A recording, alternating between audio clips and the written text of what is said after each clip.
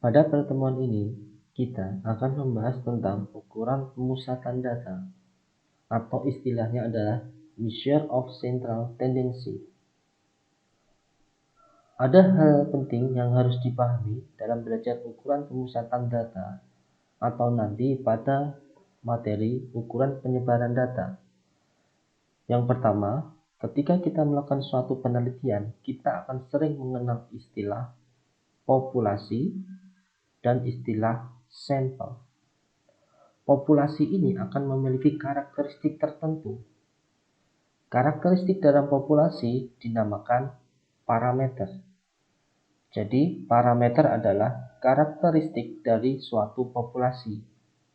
Contoh sederhana adalah mu. Mu merupakan rata-rata dari populasi. Dari populasi, kita ambil beberapa sampel atau beberapa bagian yang dinamakan dengan sampel.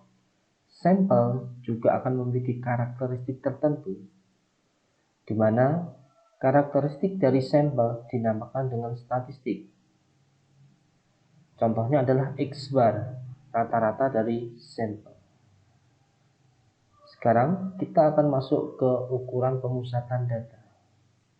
Data memiliki kecenderungan memiliki pusat pada suatu nilai tertentu atau pemusatan data.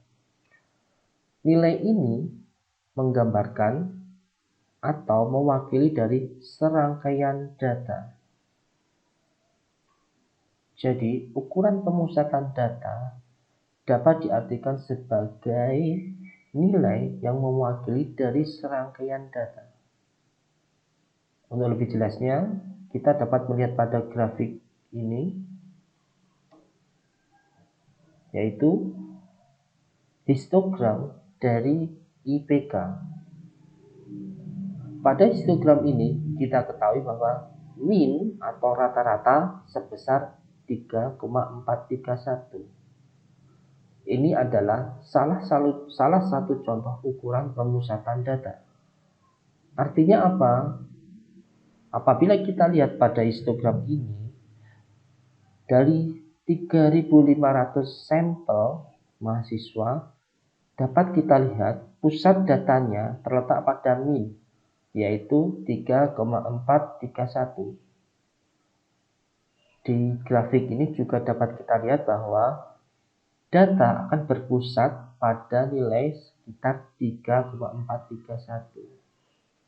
Jadi, mean adalah salah satu ukuran pemusatan data, di mana ukuran pemusatan data itu adalah dapat diartikan sebagai nilai yang menggambarkan atau mewakili dari serangkaian data.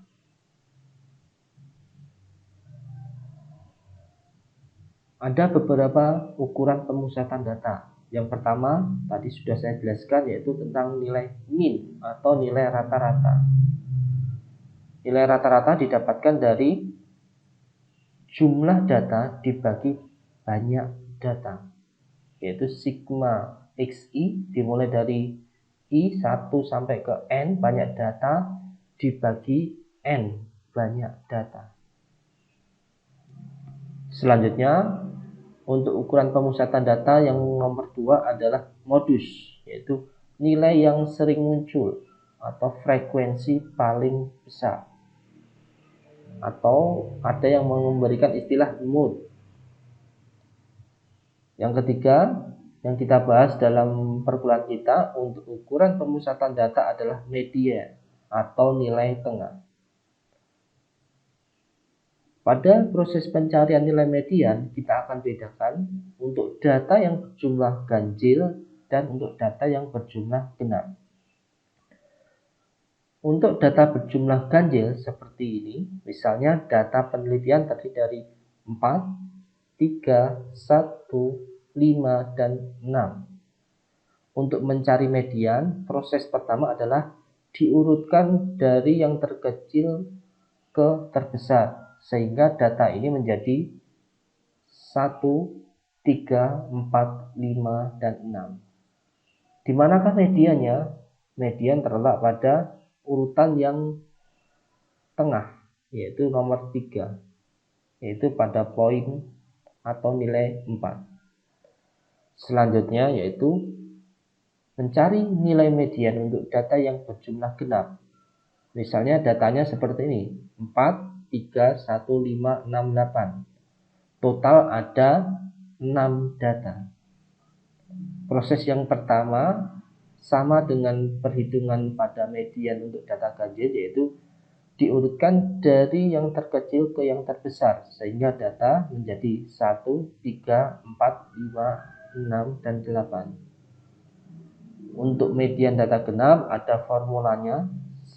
Sebenarnya formula ini juga sederhana, yaitu data setengah N plus setengah N plus 1.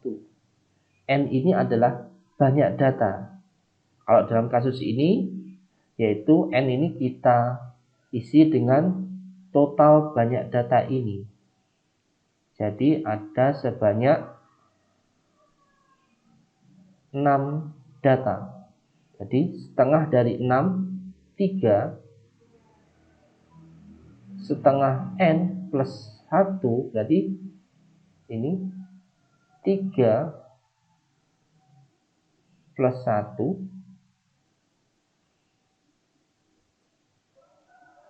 Jadi data ketiga yaitu 4 ditambah data keempat yaitu 5 dibagi 2. Jadi sama dengan data ketiga yaitu nilainya 4 ditambah data keempat nilainya 5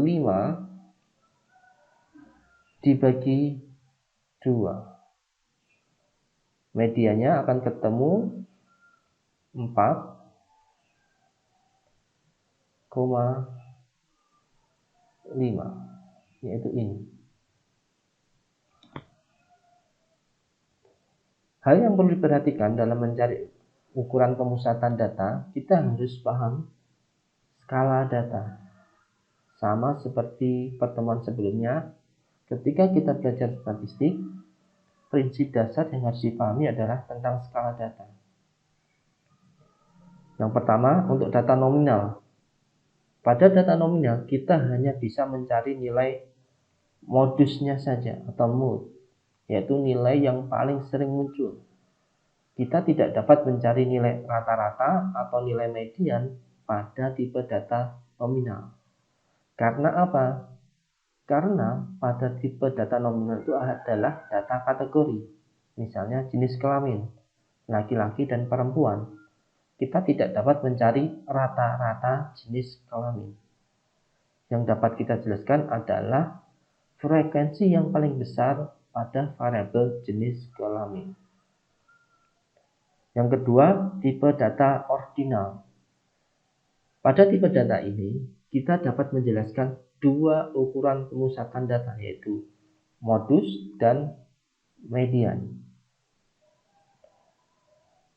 Selanjutnya, untuk tipe data interval dan rasio, kita dapat menjelaskan mean, median, modus.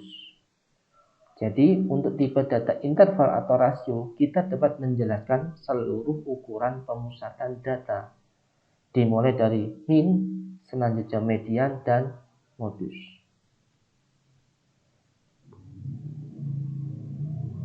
Berikut adalah materi tentang ukuran pemusatan data.